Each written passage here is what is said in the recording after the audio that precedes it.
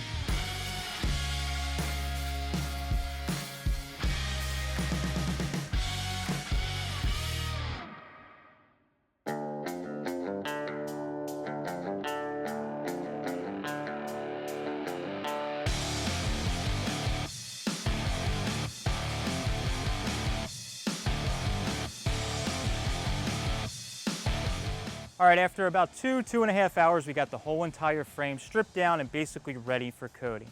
Now the steps that I took to do this are pretty darn simple. I used a gas-powered power washer to just knock all the heavy grease and scale off of the frame and also get into those boxed areas that we couldn't get any type of tool in. Now I got everything cleaned out and ready to go. Now the first major tool that I ended up using was the Eastwood CONTOUR SCT. Now the SCT is what I use for probably 90% of the rust removal, and with that wire drum I was able to go over all of those areas and knock the rust off basically in a single pass as I was going around the frame. Now to get into really tight areas where we couldn't get any other tool in, I used the needle scaler. This is a really aggressive tool, but it works really effectively for getting all the rust trapped in all those crevices that if you did not get that out, even if we coated it with Rust Encapsulator, it may rot out from the inside out in the future. Now the final tool that I used was the rotary removal tool. Now the rotary removal tool is a pneumatic tool that works really well by using a thin wire wheel that you can get into all those tight areas that the wire drum with the CONTOUR SCT couldn't get into. By using those three tools, like I said, I was able to tackle this project in about two and a half hours, and I got everything clean, and now I'm ready to go by putting on my Rust Encapsulator and chassis black.